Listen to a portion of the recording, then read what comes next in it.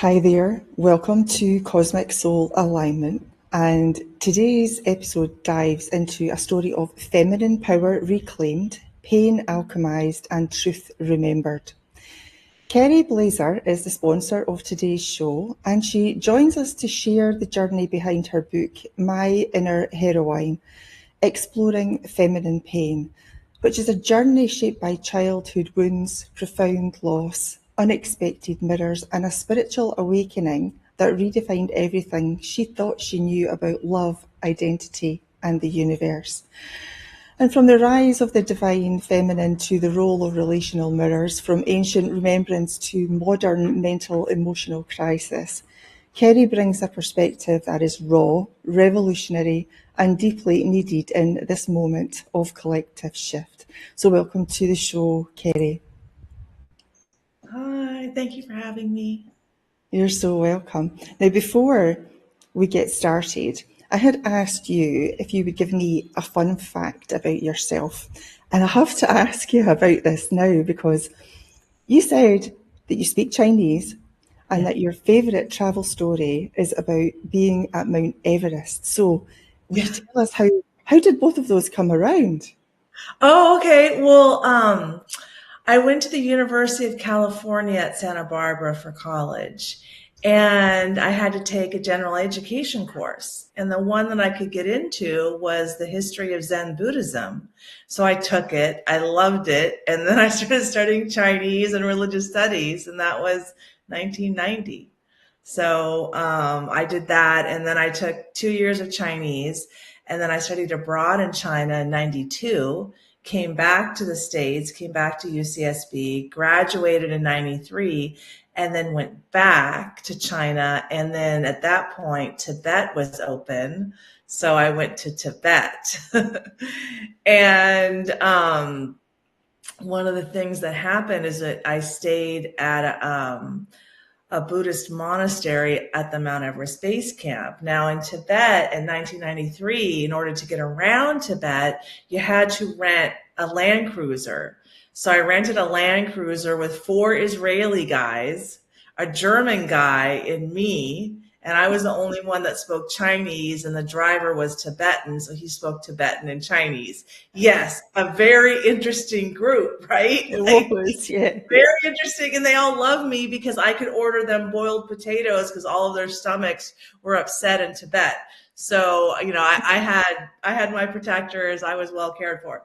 So we pull up to the Buddhist monastery on the Mount Everest base camp, and it's at like 17,500 feet, right? Like it's way above the It's tree line. high, yeah. The elevation's very high. So we get out of the Land Cruiser and the monk walks out and he says, "We have wood." And we thought, "How wood? You got wood up here?" Like, we were in shock because it's like 3,000, 4,000 feet above the tree line. And it's like we walked up 2 stairs and we were like all out of breath and everything. And so the monk took the German guy and me back. And the German guy, Mark, he spoke English fluently because he studied in America in high school. So we get back there, and he opens the door and he points at the wood, right? And we look in there, we're like, that's not wood, it's the yak dung. Because in Tibet, what they do is they pick up the yak dung, put it on the wall, let it dry, and when it comes off, they use it for fuel. So All Mark right, looks at the dung interesting. and calls it shit. It's just like he's like shit, and the monk's like shaking his head. Is like, no, wood. And I'm 23. I'm cracking up. I'm bending over like. I was on elevation high, like it was hilarious to me. And so the monk starts saying shit. And so we're like, yeah, shit, shit, shit. It's called shit. So you can imagine the next group of travelers that come up to the Mount Everest base camp, Buddhist monastery, once in a lifetime spiritual experience. And the monk walks out and says, "We have shit." Oh, wow, there you go. And this was early November, so we were already, everything was freezing. Like we had problems going to the bathroom because we couldn't see anything. Like we Uh-huh. shit show, but we made it. Sounds like an You know, experience. it Goodness. was, it was, we had a good time. Yeah. And speaking Chinese, I think that's amazing. I would love to be able to speak even just a few words of Chinese. So well done you. That's amazing. Thank Okay. you. Thank you. Let's talk about your book, My Inner Heroine. And that was born from a lifetime of navigating feminine pain. So can you Yeah. take us back to the beginning? What was happening in your life that led you to write it, and how did your inner heroine first reveal herself to you?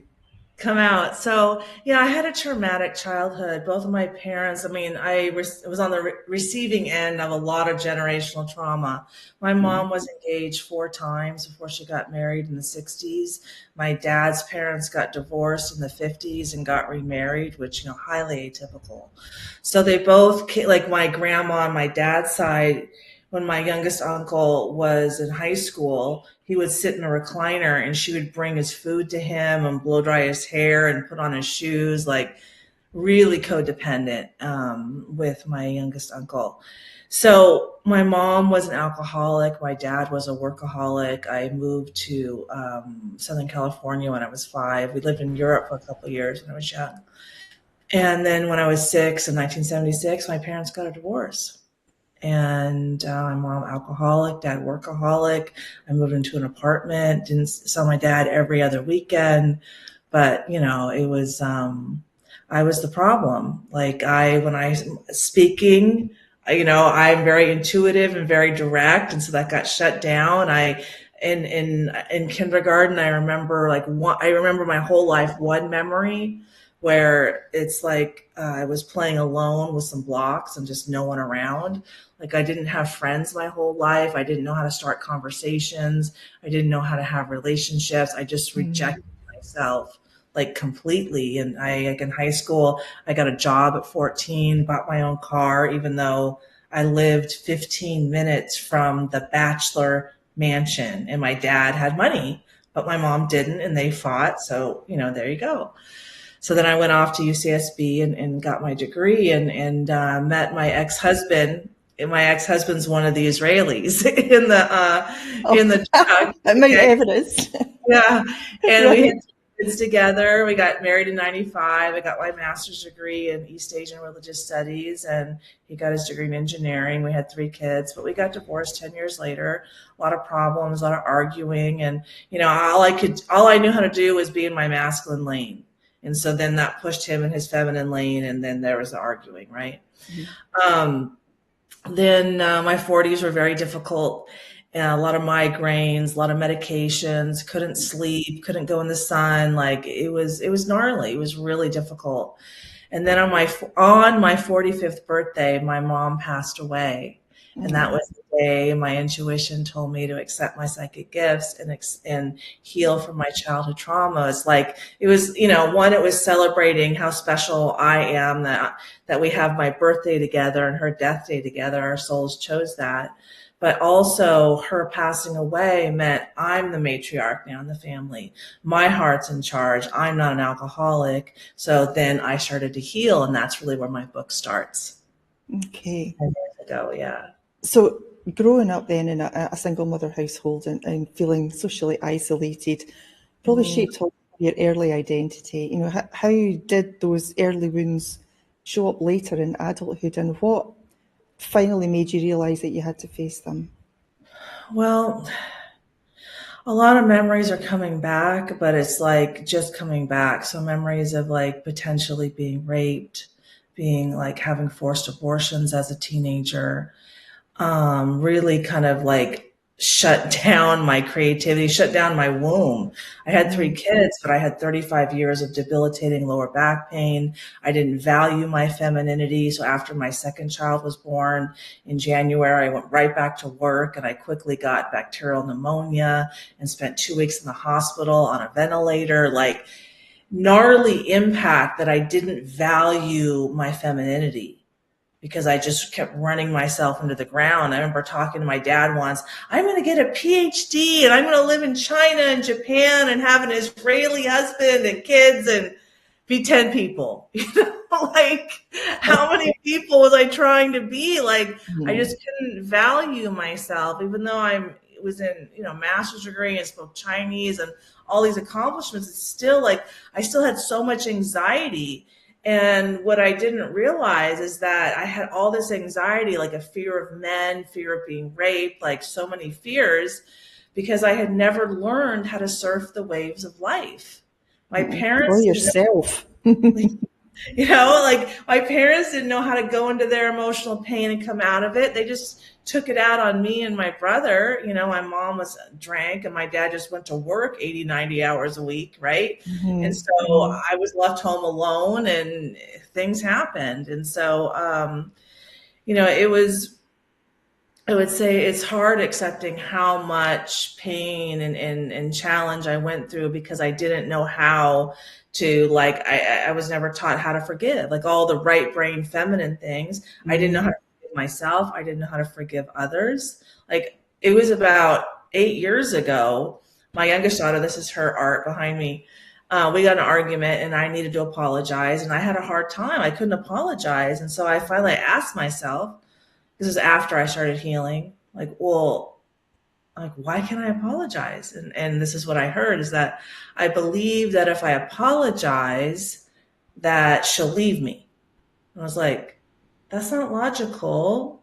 If I apologize, that's healthy, then she should want to stay. And it was the first time I saw that, like, when I have a wound in my subconscious, in my Mhm. shadow, that it's illogical. It's inverted wisdom. And when I invert it back, the right way, then, oh, that makes sense. When I apologize, then she wants to stay in the relationship. So that's what I really did not learn as a child, is that I learned to repress my pain and Mhm. not move through it. Yeah. So I repressed a lot. I think Repressed a lot. most of us do because that's the way we're conditioned as children. Yeah. Don't put yourself first. You put other people first. You come last, and don't cry. That shows weakness. No, that's just clogging yourself up emotionally, and it affects you. Well, everything affects you physically at the end of the day, doesn't it? So you've got your physical, and we don't. All we do is we go to the doctor and get given tablets. We don't think about it as an emotional problem or a mental problem. So Mhm. it's amazing that you found that out yourself. That's good because a lot of people don't understand that.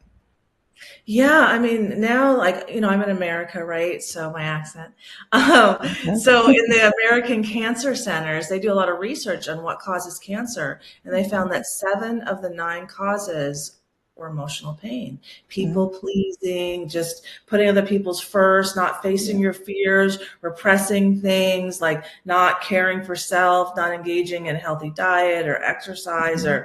or, mental health. And so, yeah, I mean, we're really running ourselves into the ground. I mean, modernity, in a lot of ways, the Industrial Revolution, we put money and convenience before health and well Oh being. yeah, we And do. this is where we're at. But luckily for us, now's the time for self healing. Mhm. And, some healthy boundaries are being drawn around the world. And that's what we need, are healthy boundaries with self. And our external reality is shows our internal reality and how we feel about ourselves. So we don't have any boundaries. We just give ourselves away and give and give. And then we don't have anything left. And, Mhm. we have challenge like we're having now, but we're figuring out our stuff. Yeah, and we get totally depleted, don't it? We just don't understand that really to thrive, we have to nurture ourselves first. We can Yeah. nurture others, yes, but we've got to start taking care for us. I'm finding that out a lot Yeah. lately. It's like, why didn't I Yeah. think about that a long time ago? Yeah, a lot. I mean, that was my problem. And so I had to learn how to move through my emotional pain and have, like, what I call the love hierarchy, is something that came out of me through my healing work. Is, self-love has to come first. And by self-love, I mean, make time to surrender to your emotional pain, have a Mhm. gratitude practice, your diet or exercise, not, oh, I'm going to go lay on the beach all day long. Okay, maybe sometimes, but I hope you know what I mean about self-love is that when we fill our own cup of love first, and the overflow is what we have to give to others. Because Mhm. most people, including myself, I poured from what was on the inside, and then I didn't have enough for me. Yeah. And then I put other people first. So when I realized, I'm like, oh, the love hierarchy is self-love, spouse love, child love, family love, community love. Like, I'm putting community love before self-love. And all of our young people are encouraged to do that. Like, how many young people are on protests? Like, Mhm. those kids don't even know how to love themselves. How are they going to Mhm. solve the world's problems? So now we have them put in the community and putting themselves at risk of getting arrested and all of these Yeah. beliefs. And they don't even know how to love themselves. Like, they haven't even bought a house yet. No, You and they're so know, angry. They're carrying so much anger that's just been, multiplied in the community that they're finding themselves in. Mhm. and then we're telling them that's their job. Like, what? I And then know. wondering why they have mental health problems. Oh, they have no time to care for self, and now we're overburdening them with world problems that adults 3 times their age don't even know how to solve. Like, Hmm. what? Yeah. That doesn't make And we're, sense to me. we're, we're throwing physical problems as a knock, knock, knock. Something's not right here, pay attention. And Mm. all we do is go and get some pharmaceutical tablet just to suppress those symptoms. Of course, everything's great now. No, it doesn't work like that. You're just putting Yeah. a band-aid on a knife wound. That's not going to work. I mean, I had that problem. My only solution in my 40s before I started healing was like trazodone and Klonopin and Soma, and Wow. I used that to attempt suicide. I mean, that's really where my book starts. Is like I have a couple paragraphs about my mom, and then I go quickly to my suicide attempt, and then my recovery in the hospital. And that's really, I mean, I came back like Kerry 2.0. I was 4 years into healing, and I lived and like, I've got to go now. And I told my oldest daughter, I said, I'm bringing healing to the whole family. We're not leaving your dad behind. It's exactly what happened. I quickly did 4 medicine journeys, which I could see that I don't love myself. And I asked my kids, I'm like, do you love yourself? Like, no. I'm like, do you feel my love? They're like, no. I'm like, okay, we messed up. So I started asking them every day. I said, what can I do today so you feel my love? And that really started like to change the dynamic between us. But Hmm. when things really got started is when I started attracting the men into my life, and they started mirroring my wounds back to me. And that's really when things started, heating up. Well, we'll talk about that in a minute. Yeah. I've put the information for your book. You'll either find the link underneath the video, or you can use the QR code. It'll take you right there, for Kerry's book. And it's a great book, by the way. I would suggest that you read that if there's any kind of pain or trauma going on in your life. It's amazing what you've written there, Kerry. Thank Let's you. chat a little bit then, because you and I talked about your connection to Mary Magdalene and Mm. a sense of having lived that lifetime before. So how has that remembrance shaped your understanding of feminine pain and feminine power? Well, when I wrote my book, I had not yet accepted all the signs and synchronicities that my soul is the same soul as Mary Magdalene. So, but my book really focuses on like the emotional pain of a modern woman. Where, I was born in 1970. My parents quickly got divorced. In school, I was trained to get a college degree and provide for myself, and, sexual promiscuity and, all that. And so, and then in my book, I go into how all of that was destroyed me, and how Hmm. it destroys women, and Yeah. how my enlightenment experiences showed how when we see God as only male and we don't honor divine feminine next to divine masculine, right? Mary Magdalene, Right. then we have all kinds of problems. Like when we ascribe creation, which is feminine, to the masculine. My hands are all, I can't even tell. To when we put creation and orchestration in the masculine in one, then the feminine isn't valued. It's like the man's doing everything, and she's just like on the side, you Hmm. know. And so in accepting that my soul is the same soul as Mary Magdalene, then that kind of gave me a reason to go into the history, which I'm a religious studies scholar, right? I went east, I learned classical Chinese, but I'm a scholar nonetheless. So what really helped me make sense of myself about a year ago, before, because I accepted the signs and synchronicities this year in 2025. So in the end of 2024, like November, my intuition told me that I'm downloading Ho to Housewife Trauma Healing. And I didn't know what it meant. I didn't know what it meant. I thought, oh, there's a lot of women who are sexually promiscuous, and can I help them become housewives? Like, I didn't put the pieces together, because after I started accepting all the Mary Magdalene, because I went from Jesus to does Jesus have a wife, and Google does Jesus have a wife last June. My birthday is June 25th, like direct opposite of December 25th. And I was like, oh, Mary Magdalene, right? And so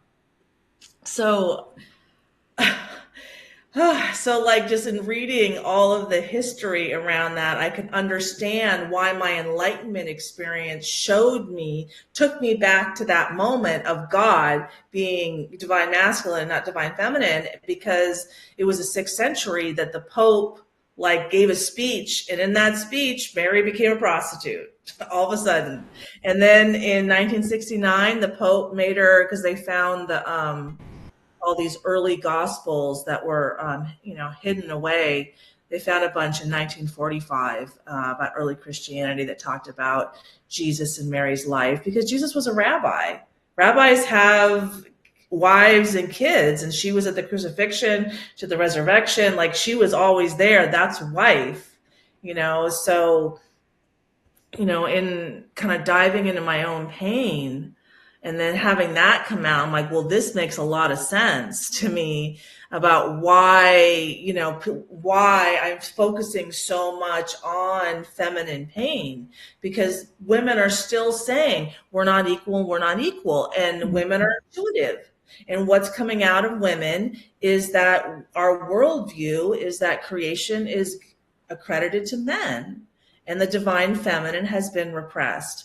And so, I'm here to right that wrong, so to speak. I'm here to, make the case that we're missing wisdom in the world. Wisdom is feminine. If we have a wise queen and a knowledgeable king, I mean, that's like a power couple like none other. Yeah. Mm-hmm. And so I'm hoping that, now is a time of self-healing that started in 2012. And self-love creates heaven on earth. So, I'm here to share that message, but I just started sharing because all this just happened. Yeah. Well, I hope your book is super successful, because I totally understand what you're saying and I 100% agree with it. Yes, 100%. Second coming.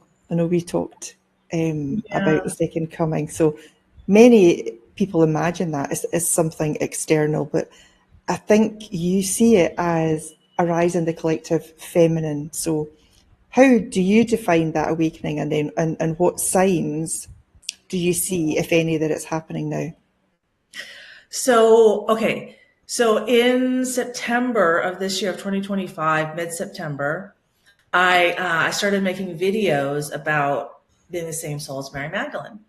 And around that time, I saw a lot of prophecies that the Messiah is coming in 2025 around the Jewish New Year, Rosh Hashanah, which was September 23rd, 2025. And so that was a Tuesday. And I'm kind of looking around going, oh, is it? And then that Friday, that Wednesday, I woke up in the morning at like 1 a.m. and I immediately accepted that my soul is Sophia. And who is Sophia? Sophia is divine feminine, opposite Christ, divine masculine. Sophia being wisdom, Christ being knowledge.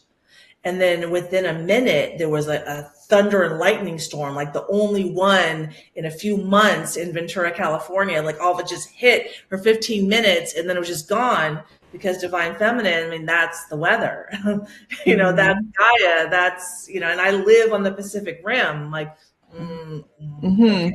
a little scary, but okay. So that happened Wednesday, and then Friday in the afternoon, I started writing my 6 divine feminine self-love strategies. And I've been wanting to kind of make a shorter ebook, like a free ebook. We can link it below for you guys, about all my self-reflection techniques.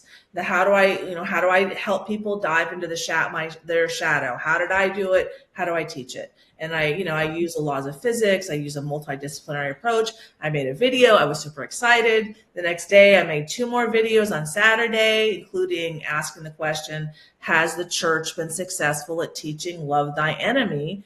And my contention is no. So after that, I sat in my recliner and I started vibrating super high, and I went into an enlightenment experience. I even started vocalizing like rapture, the rapture, the rapture. Like it just came out of me. And I was sharing my 6 divine feminine self-love strategies and everything. And so the next day, I was guided to do some research. And my intuition said, look up the Sabbath between the Jewish New Year and Yom Kippur, the Day of Atonement, the Day of Forgiveness. And I'm like, oh, okay. So I looked it up. That's Shabbat Shuvah. That's the Sabbath of return. So the Sabbath is the day of return, the day of surrender. It's the feminine time, right? And remember that Jesus was crucified in front of Mary on the Sabbath, the feminine time. Mm-hmm. And she's wisdom, and women were being repressed, right? So like there's a lot of questions for me that came up there, a second coming, right? So I saw that. I'm like, okay, that's interesting that I did it right on the most self-reflective day in the Jewish calendar. And then I did some more research about the Messiah. And in the Bible, the second coming, they talk about it as a covenant written on our hearts that bypasses scripture. I'm like, well, heart to heart is soul to soul. I'm like, that's an enlightenment experience, because when a soul experiences enlightenment, attractor energy cells open up in the soul to influence all of mankind. So that's how you make a heart to heart or soul to soul transmission. It's an enlightenment experience. And if you're all interested, you can look up Dr. David R. Hawkins' Map of Consciousness, Power versus Force. He discusses that. And I was like, oh, so Mary Magdalene, so I'm divine feminine. And so then all these questions started to come out, my wisdom of peace plan that I have about, why, we attract what we are. So if you're attracting a lot of hate, which Jews definitely do, that shows a lot of self-hate. So then I started asking questions of the crucifixion. Did the Jews kill their Messiah? And are they, still processing that? Because the Jews participated in Jesus's crucifixion on the Sabbath, on Shabbat, in front of his pregnant wife. Like, there's just a lot of questions that came up about, collective pain and the second coming and what is the second coming. And the way I see it is that the second coming is teaching us that self-love creates heaven on earth. And that saying that, no one's coming to save you. Well, individually, I'm the only one that has sovereignty over my soul. Dawn's the only one that has sovereignty over her soul. So the only one that can heal Dawn is Dawn. And the only one that can heal Kerry is Kerry. So the whole idea that Jesus can come and heal us, that's not how it works from on a kind of laws of physics, because we have energy bodies perspective. I mean, I do in my book, I quote Dr. Joe Dispenza, Dr. Bruce Lipton, Dr. Gabor Mate, I have doctor after doctor after doctor in there about how healing works. And, the way that, early Christians taught how to create a community and how to create well-being is a lot different than what the Council of Nicaea decided in the 4th century of how to create Christianity. Because in the 1st, 2nd century, where a lot of it was a huge imperialistic movement in Europe, and they needed to organize and control people. Well, the early Christians were living in communes, loving themselves and, not abiding by a structure, understanding that they don't need an institution to access the divinity inside of their own soul. Mm-hmm. So I'm here to share that and share the wisdom and also share that, you know, Mary Magdalene was the wisdom. Jesus is the knowledge. I mean, he was the one that could go out of the house and proselytize, to share the message, but the wisdom came from her. And so I haven't even talked to JC yet from my childhood. We have so much healing to do between us, but I think in large part is to show that the wisdom came from my soul, and I wasn't just an apostle or a follower. Like, I was a high priestess and, I knew a lot. So I think that there's a lot of reasons why the second coming is happening this way. And, now there's a huge upheaval of challenge, but that's is what the feminine does. Like, Mm-hmm. masculines try to make the feminine nice and demure and sweet. Well, okay. Yes. But also the feminine ruptures and repairs emotionally. Like, we're Mm-hmm. the ones in charge of the spiritual awakening inside the relationship, not the men. But yet the men are the only ones that could talk at church, and the church is the bride of Christ, and the cross is the only ladder to heaven. Those are all like control, emotionally manipulative things that, you know, we needed to work through that, but it's a new day. It's a new day. Yeah. And the body has an innate ability to heal itself given the right conditions. Yeah, Yeah. and that means not being suppressed, being able to voice your opinion, without fear of persecution, because I think we all carry a lot of that. Females carry a lot of persecution through the years. And when we think about it, and I talk about, because I find this absolutely fascinating, by the time you get to if you count back to your ninth set of great grandparents, we are carrying the trauma of over 2,000 lifetimes. 2,000 lifetimes. I mean, is that a surprise that we're in quite a mess right now and we're not doing anything about it, really? Yeah, I mean, we carry 15 to 20 generations of I know. emotional pain in our DNA, the epigenetics. I mean, it's just like wild that we're able to even function, but our I know, it's souls are in crazy.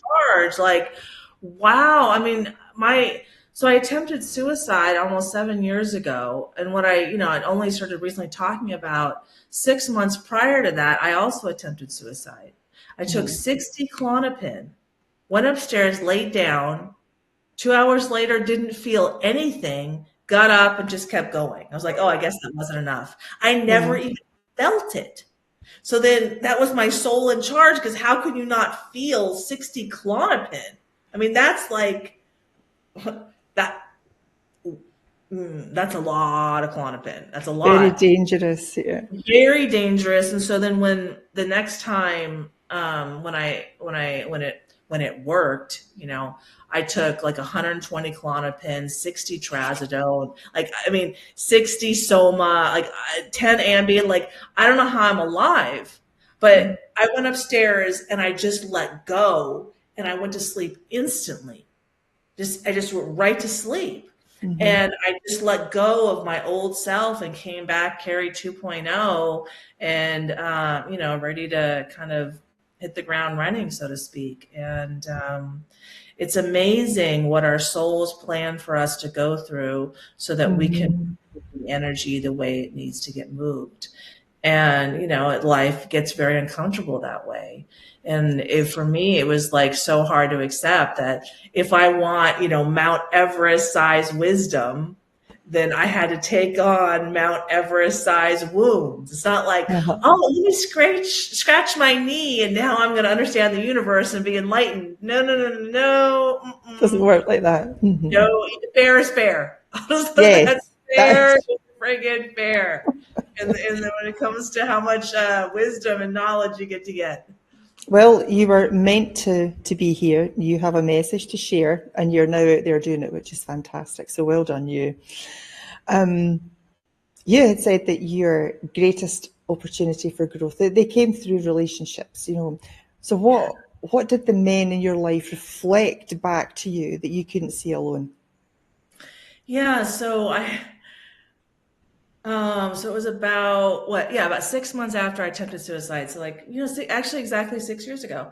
My intuition said, you should try hot yoga. I'm like, hot yoga, what? And then I went like, oh, I really liked it. So I went to yoga and they told me which class to go to and where to sit. And the guy sitting right behind me in my book, I call them my heroes because they mirrored my wounds back to me for healing purposes. And then they are like how I got to practice with my shamanic gifts. They were my like healing, practice guides. The first one, Tim in the book, during our first longer conversation on December 30th, 2020, he's Jewish, speaks Hebrew, and we spoke Hebrew. He was speaking about Israel, about kibbutz, and I jumped in the conversation. We quickly started speaking Hebrew, and because I engaged my womb, because there's a vagus nerve between your womb and your throat, right? So I engaged it successfully, and my lower back pain went away like that. Oh, wow. It was crazy. But then that was me though. What for a while I'm like, he do it? How did that? What? I didn't give myself credit. I didn't understand that it was finally in that moment where I changed the energy in my womb from self-hate to self-love. And Mm-hmm. now the love was in there. I was like, oh, okay, because I finished the whole class. It never hurt. That would never happen. I talked to Tim after the class. I'm like, wow, oh my gosh. I couldn't believe it. So after that, we started talking a lot.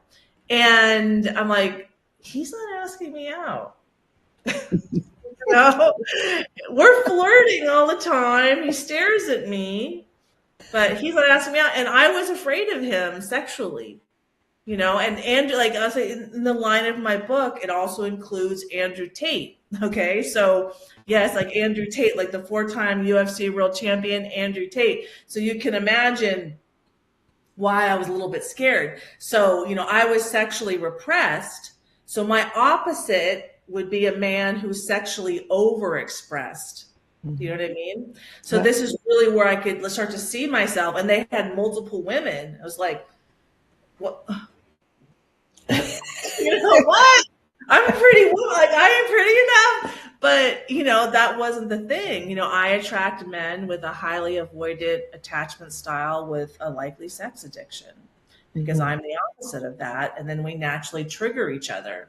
So by the end of that year, I mean, my shamanic gifts had come out. I was giving intuitive messages. I was healing his dad. He was in perfect shape. He went from like 15 pounds overweight to like stacked, looking great. He wasn't taking any crap from any of the other women in his life anymore. And I was like, oh, okay, I guess I know what I'm doing, And so that was really helpful for me. It was helpful for me to see myself. What am I capable of? And where do I need to improve? Like I didn't know how to communicate. So I attract men who don't know how to listen.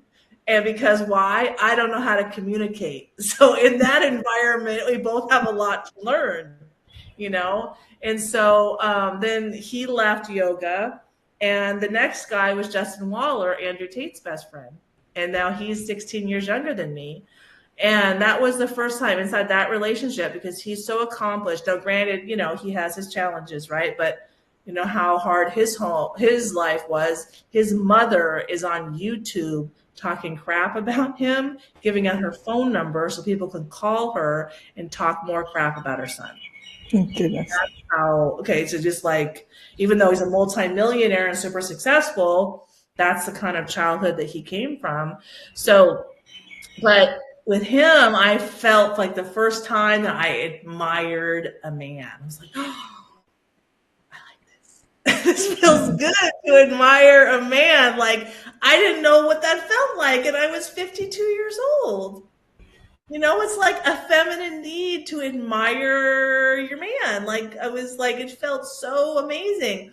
And then the two men after that, talk about admire, were two decorated fire academy instructors. And I Mm-hmm. was exhausted. Like the first one, I teased him one time. I was like, when I dialed spiritual 911, like when I prayed for help, right?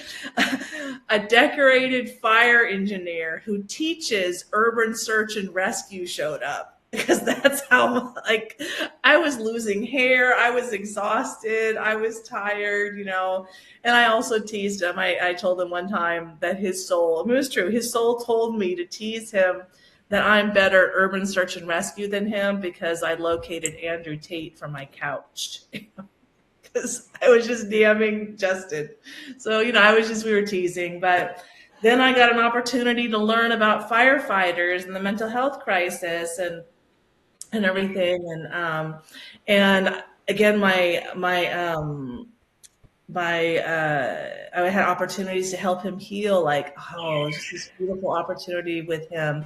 I call him Pat in the book, and he's like 6'4", looks like Superman, like perfect body. And I never went on a date with any of these guys. Like, my intuition is like, get the car, get the car, get the car. No date for you. Like, like, and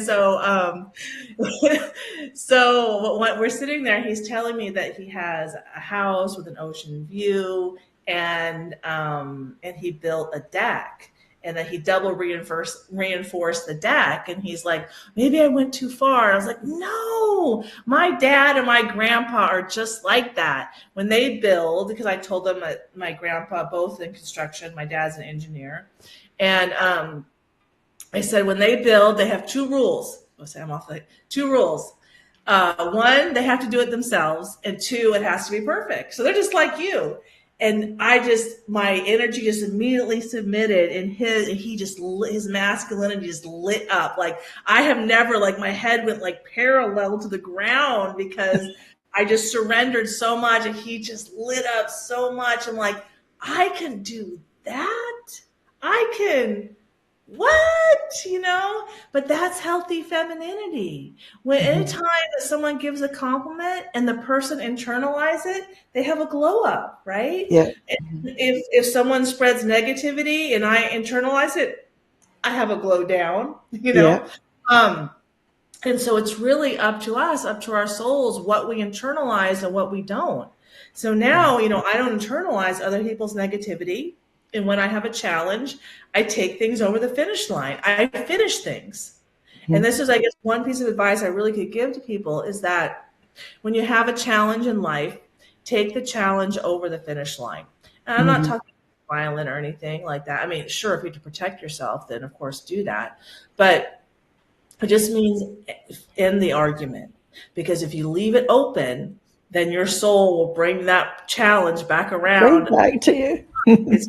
It's going to keep, it's a boomerang. You just you don't finish it, you throw it out, and it's going to come back like a boomerang. And then you're going to be spending more time on that lesson when you could have, learned your lesson and moved on to your next lesson. And you're always learning a lesson. You're never like, am I done? No, there's no done. There's just, you're never baked. You can never say stick a fork in me and have it be true, because you're never cooked. There's always another lesson. Another layer coming up. Yeah, that's right. Always is. I never get a break. I never get a break. And I'm the same soul as Mary Magdalene. And so, and if I'm not getting a break, then you guys probably aren't getting one either. I'm just saying.